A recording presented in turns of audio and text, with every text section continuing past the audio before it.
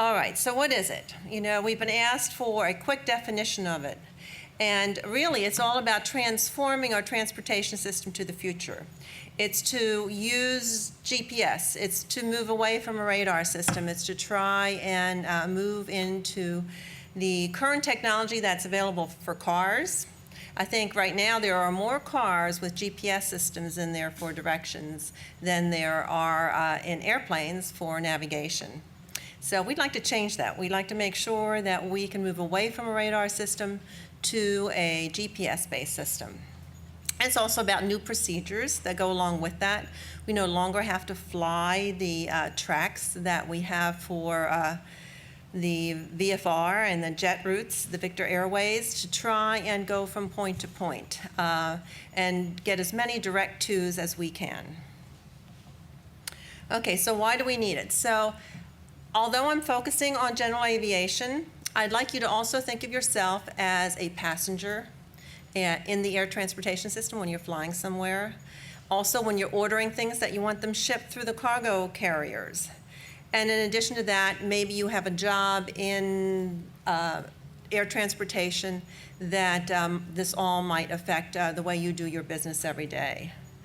But here are some statistics. I don't need to read them to you, but you know, air transportation really is a huge contributor to the economy.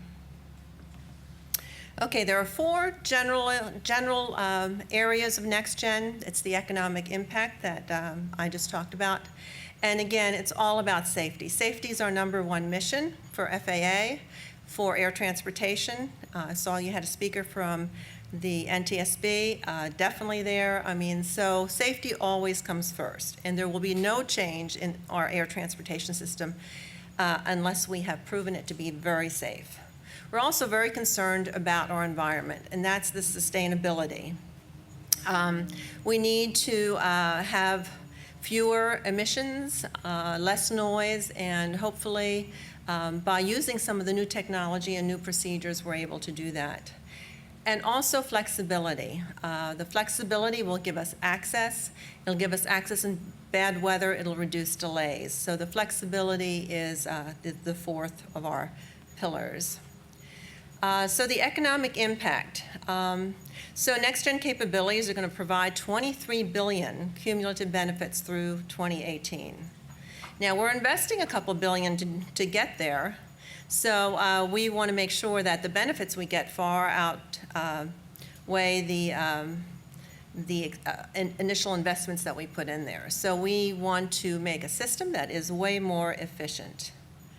Now, for general aviation active aircraft, this is from our forecast conference, and you can see that the actual and the forecast, if you compare them, the actuals up until this year, and then we move forward. The growth rate is very small. Last year we were able to predict a growth of 0.9% for general aviation, and now it's down to 0.7. So the economy, I'm sure, is affecting this, but we're hoping to stimulate more demand in general aviation, just as we're trying to stimulate more demand in the air carrier and cargo air transportation. So this was the forecast for this year. See how much it dropped from last year's forecast. Active aircraft stayed pretty steady. And you can see the different types. The red are your piston, blue are experimental and others, and then yellow, your turbine craft. Hours flown, look at that. Do you think the fuel prices have anything to do with that? Again, the same colors, same thing. Turbines seem to be doing well, but they're carrying a lot of passengers generally. Okay, let's talk about sustainability. So in Seattle, we have new procedures, and those procedures, Air Alaska has actually invested a lot of money to help us create those procedures, and we'll be able to reduce carbon dioxide emissions by 22,400 metric tons a year. Anyway, that's a lot. That is an awful lot, and we'd like to do that in more places. GA fuel, you're hearing a lot of noise about GA fuel and trying to remove lead. No change will take place for GA fuel for the 100 low lead unless it's deemed to be safe for a piston aircraft. I have a piston aircraft myself, Comanche 260B. I'm very concerned about this because I want to make sure that I have fuel for my aircraft.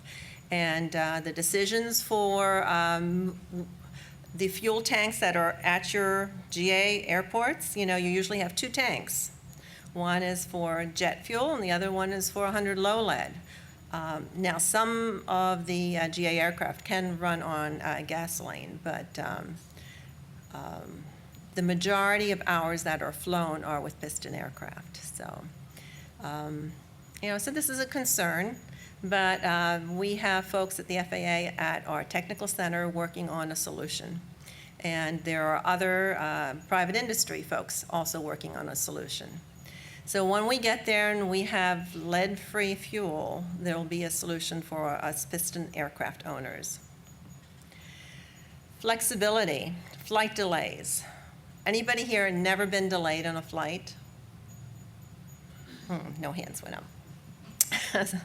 Yes, and supposedly if we fix the problems at our key larger airports, and those larger airports are in metroplexes, and the metroplexes contain GA airports.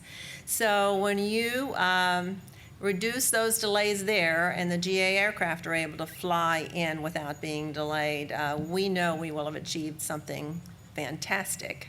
But we want to get to the phenomenal.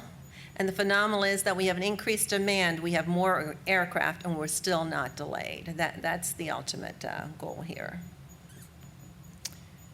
Here is a video of how some of our new procedures can be changed, getting away from the original VOR type charting that goes with the Victor Airways and the arrival procedures. So let's see. This video, what it shows though is that you're going through a mountainous terrain in Jackson Hole, Wyoming, and you're flying one route that takes you out of your way, takes you into the airport, and it flies over lots of very expensive homes.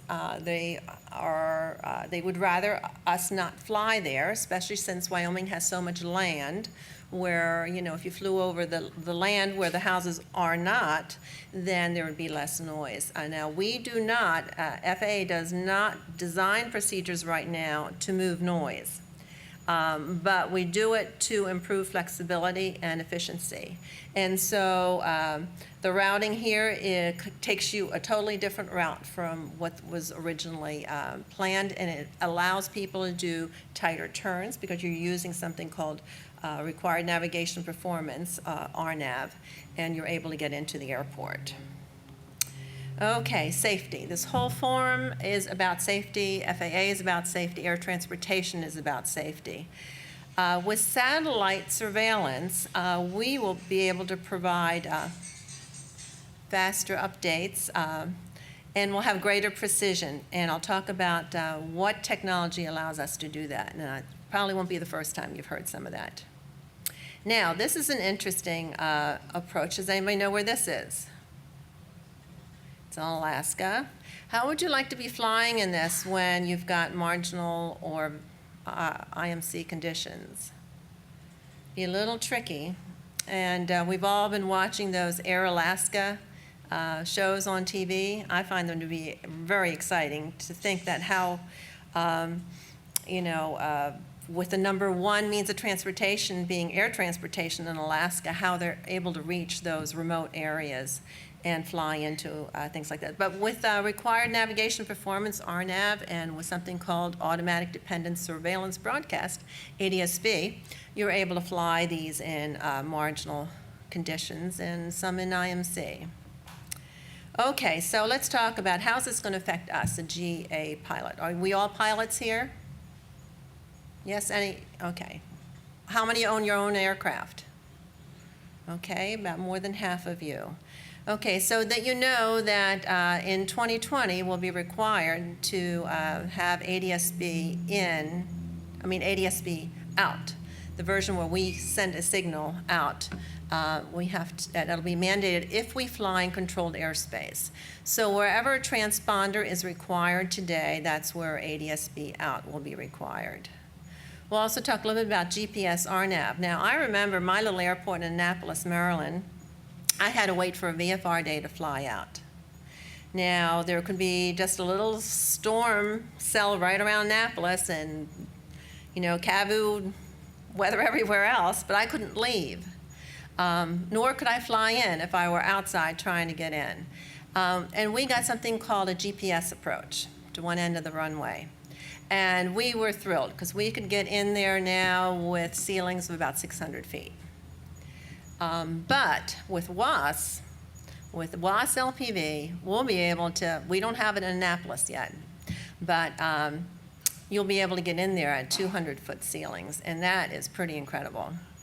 And then we have our electronic flight bags. How many of you own iPads? Yes. Do you use it for charting? I find a little problem with the glare sometimes, from the sun. But I see all these vendors here with glare shields, so I think I might have to purchase one before I leave. But that will help that. But it certainly beats carrying all those paper charts, although I still carry some as backup just for safety reasons. Because if you don't preload them, you don't get Wi-Fi service before you approach the airport, and you're kind of stuck without them. Then you have to ask for ATC vectoring. Okay, ADS-B. Anybody here have it? Neither do I, but we will. We'll get it. It's going to just provide a phenomenal amount of safety for us. Will also, cost-wise, investing in NextGen takes millions, a couple billions of dollars, really. And we can't support everything we're supporting today in order to get to the future. We have a lot of redundant radar systems. Maybe we can do away with those that are redundant and just keep the minimum as backup to ADS-B. The ADS-B signals are so much more precise. Who knows how many seconds it takes for a radar update? It can be, depending what type of radar, it can be 10 to 20 seconds. A plane can be flying pretty far in that amount of time. With ADS-B, you can cut that in half or a third or even less. And so you have more precision because you know where your aircraft are at all times. And if you get ADS-B in down the road, you'll be able to see all the aircraft that the controllers see. It'll be a 35-mile ring around your airplane where you can see all the planes. You'll be able to see them above you and below you. And that is pretty incredible. I don't know about any of you, but I've flown where when you start really flying a lot of IFR, your eyes are glued to the cockpit way more than outside.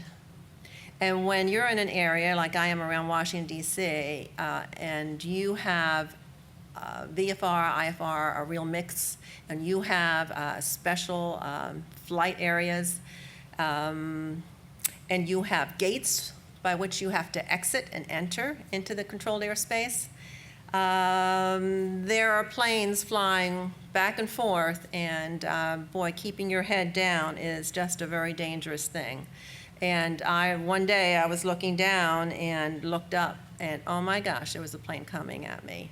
And not directly at me, but close enough where I had to do that quick turn to the right and hold my breath, and my heart was pounding like crazy.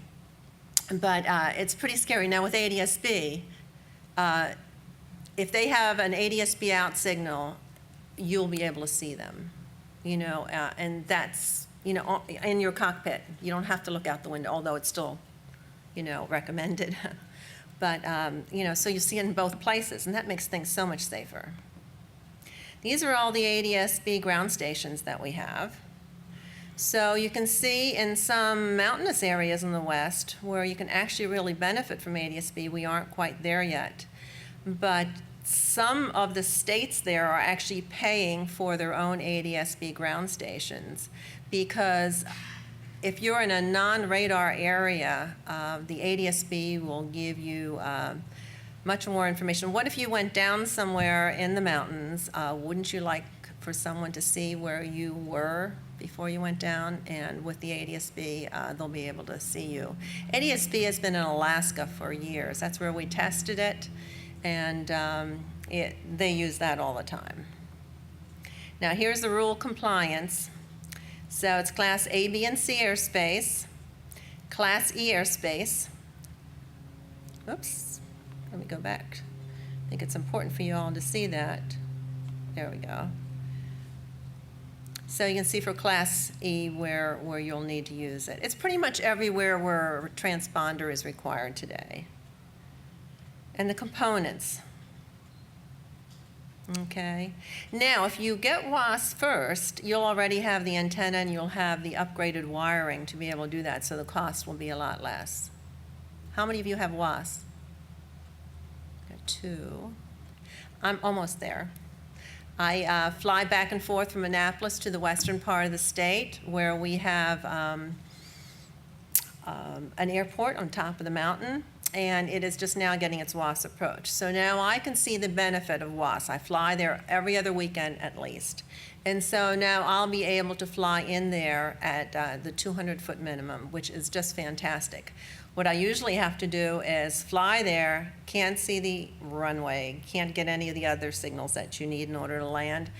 So we try, do a missed approach, come back a second time, try it, can't do it. So we fly over to Cumberland or somewhere else, or Morgantown, West Virginia, and we wait an hour or two, and we call ATC. Sometimes they have the good weather or flight service. Sometimes it's not that accurate, and we try it again, and sometimes the third time we can finally get in because we knew the weather was going to be clearing.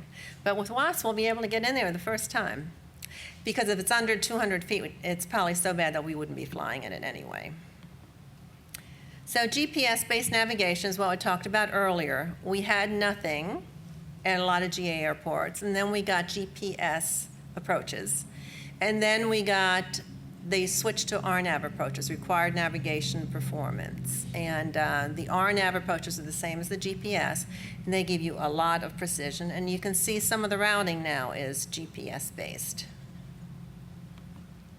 Here you can see the difference in the precision.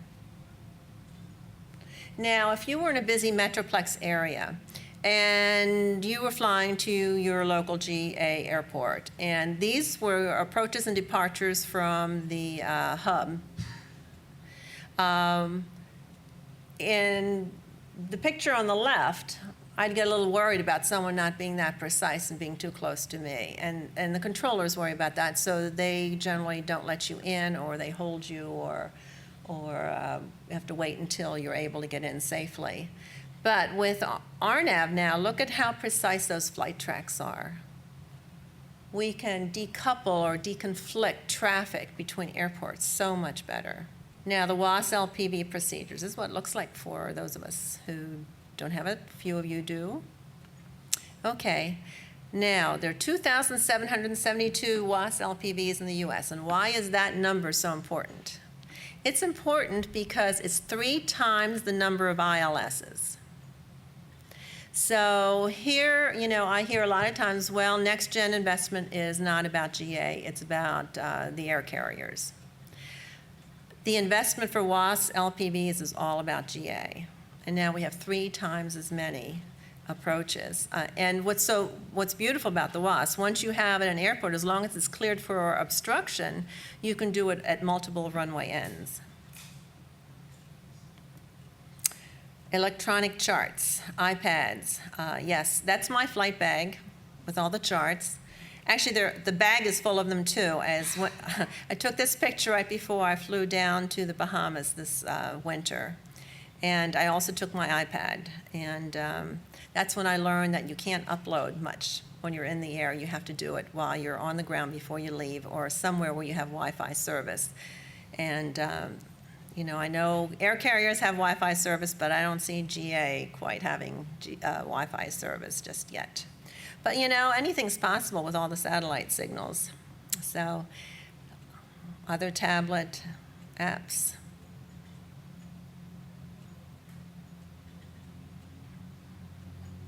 Okay. Okay, on the electronic flight bags, here's the FAA guidance. What's most important is don't use them for flying instrument approaches. Use them the same way you use your charts. Don't use the position that keeps moving on the iPad for your position guidance. Use it for charting for where you're supposed to be. And it's always good to have additional information because it makes things safer. Okay. So the NextGen benefits are improved situational awareness, fuel savings if you can fly direct, airport access, definitely with WAS, and also the GPS or RNAV approaches, and the benefits of the electronic charts. It did not take very long for the FAA to certify the iPad for charts, and that is very encouraging because sometimes things take a very, very long time to get through our system. These are information sites for you if you want to learn more about NextGen. We'll have an additional link on there for NextGen performance. On those places where we have implemented NextGen technology or procedures, my office is recording the performance. We've been asked by Congress, we've been asked by General Accountability Office, Office of Management and Budget, which is the White House, to show what kind of performance improvements are we getting as a result of NextGen. So the first iteration of the NextGen performance, we call them snapshots because they're rear view mirror looks, so it's not projecting benefits. It is looking back to see what we achieved.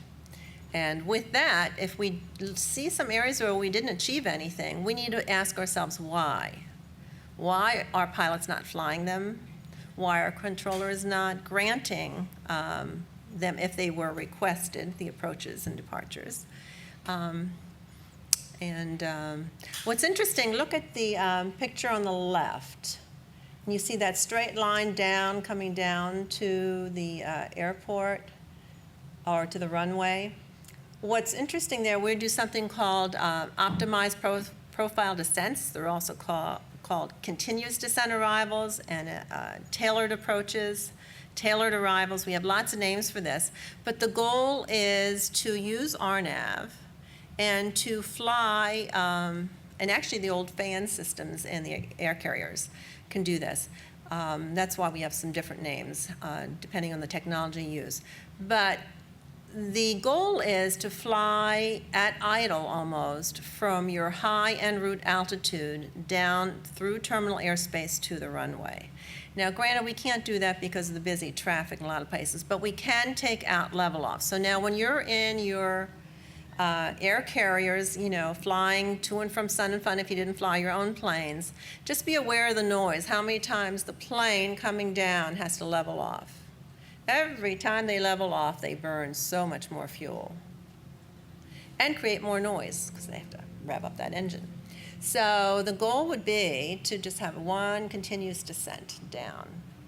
It's good for our environment, that sustainability part that I was talking about. And it is, quieter, fewer emissions, less fuel, cost beneficial. You know, you don't have to burn all that extra fuel each time you level out. So all good things. So that is what that depicts. And so these are our different sites for information. And outside here, there's one of those A-frame type advertisement things with the schedule of the forums. Well, on the other side of that is a NextGen implementation plan. My office publishes those. And we just published a new version. It's an annual production. We just published it the end of, actually middle of March, so just a couple weeks ago. We don't even have the paper versions ready yet. But we are using new technology, QRs, you know, where you can upload things if you have your iPhone and your iPad and you have the app to do that.